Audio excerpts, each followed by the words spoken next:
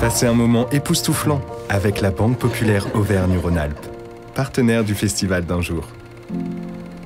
La passion du cinéma en région.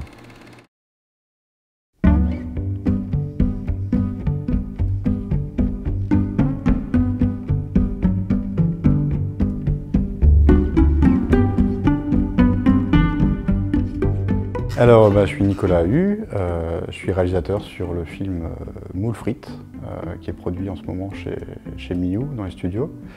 Je suis dans le milieu de l'animation depuis une douzaine d'années, je dirais, en ayant un peu travaillé dans toutes les étapes, animation, storyboard, compositing, et maintenant à la réalisation.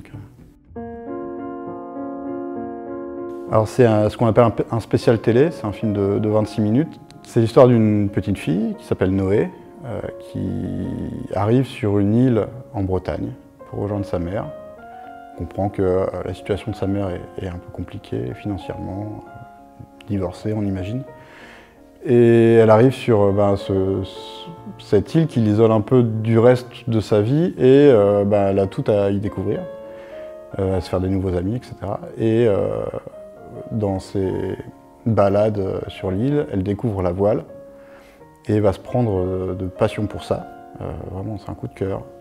Malheureusement, elle n'a pas l'argent pour s'inscrire au cours et elle va essayer de tout faire, en bien et en mal, pour faire de la voile. Je dirais que c'est quand même un film plutôt axé pour les enfants, même si je trouve qu'il a un petit côté film social, petit Ken Loach pour enfants, quoi. C'est un peu des problèmes d'adultes, mais mis à hauteur de préadolescents. Je pense que le personnage traverse un peu plein de phases qu'un enfant peut traverser et qui ne sont pas toutes très amusantes, quoi. Du coup, on essaie de passer par cet éventail d'émotions et ça fait un film un peu complet, je crois. Le projet est créé par deux scénaristes et une auteure graphique, donc Johanna Goldschmidt, Laure-Elisabeth Bourdeau et Aude Picot, qui avaient proposé ce film au départ à France Télévisions. Et quand Miu l'a récupéré, ils m'ont proposé, quand j'ai montré mon intérêt pour la réalisation de ce film, ils m'ont proposé de rentrer dans l'aventure, quoi. Ça commence déjà à l'époque où je ne suis pas là, c'est-à-dire que les scénaristes écrivent un synopsis, le développement du scénario, c'est-à-dire que ça commence par peut-être une idée qui va être développée en synopsis, qui va ensuite prendre la forme d'un scénario écrit où on va avoir toutes les actions, les scènes, etc. À ce moment-là, on implique un auteur graphique qui va mettre en image cet univers-là. Derrière, c'est là que j'interviens où je dois interpréter ce scénario pour en faire un storyboard, c'est-à-dire un peu le squelette du film, qui va mettre en place la majorité des plans. Alors, c'est pas gravé dans le marbre forcément, mais à ce moment-là, on essaie d'être le plus précis possible, surtout en animation, parce qu'on ne fabrique pas de choses inutiles, ou en tout cas peu.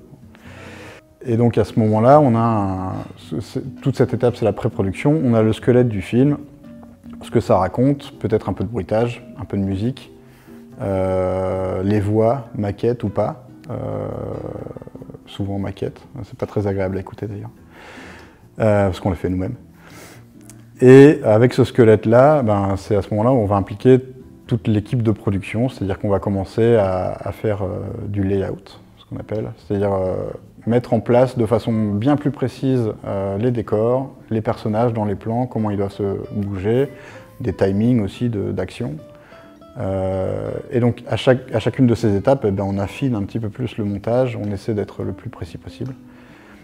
Et quand on a tous ces éléments de préparation, les animateurs interviennent, les décorateurs interviennent, et là toutes les étapes se font au fur et à mesure. On commence à faire les traits, on va mettre la couleur ensuite. Et la dernière étape, c'est celle qui se prend tous les problèmes en général, tout ce qu'on n'a pas pu anticiper avant, c'est le compositing, où on va prendre, comme je disais, toutes les pièces du puzzle et on va les assembler pour avoir l'image terminée, que les persos interagissent bien avec tous les objets de leur environnement, que tous les effets spéciaux soient là, les bonnes lumières, les bonnes couleurs, etc., les bonnes ambiances. Et un petit coup de montage final et on est bon. La musique aussi, j'ai oublié. La musique est importante et on essaie dans ce film à la développer en parallèle du film. En tout cas, moi j'essaie de communiquer au plus avec Jan Wolzy, qui est le compositeur de la musique et des bruitages, qui m'a beaucoup aidé au niveau de l'animatique pour habiller le film de beaucoup de bruitages qui donnaient vraiment une très forte ambiance au film. Comme on est dans un univers marin, c'était important. Et donc lui compose la musique au fur et à mesure de la fabrication pour qu'on essaie de se rejoindre quand c'est la fin et qu'on soit à peu près calés ensemble, quoi. Ce sera le dernier coup de pinceau, de vernis, je dirais, sur le film.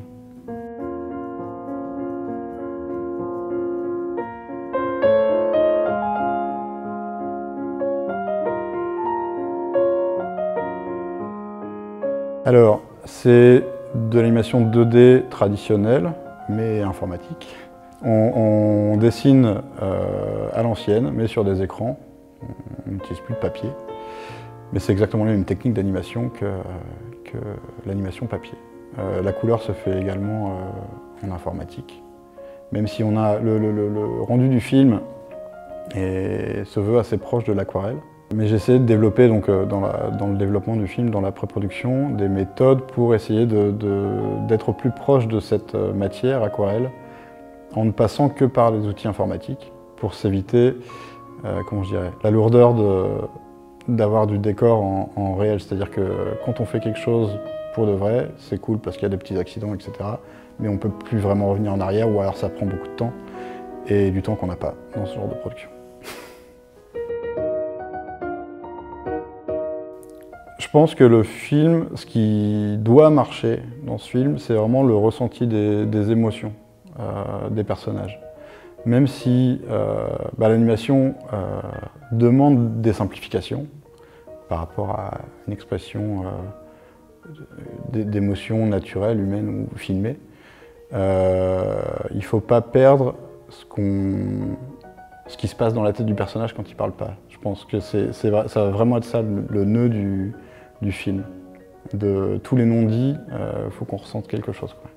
Je pense que c'est déjà un pari quand on fait du storyboard, parce que forcément le dessin est un peu brouillon et on mise sur le fait que ça va marcher. C'est pas forcément évident. Et une fois que l'animation arrive, on est un peu plus tatillon sur les scènes qui méritent d'être un peu soutenues, ou en tout cas on a besoin de ressentir quelque chose. On va pointer un petit sourcil qui n'est pas juste, un petit sourire qui devrait. Après, on doit faire confiance aussi aux animateurs de nous proposer des choses. Moi, ce que je fais dans ces cas-là, c'est que l'animateur qui va prendre en charge une scène, je lui explique ce qui doit se passer, ce qu'on doit ressentir, peut-être même ce qui se passe dans la tête du personnage. Et il va avoir son interprétation.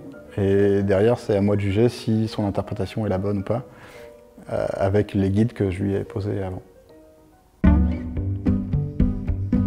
Je trouvais super l'idée des tables rondes pour les sélections, les prix du public.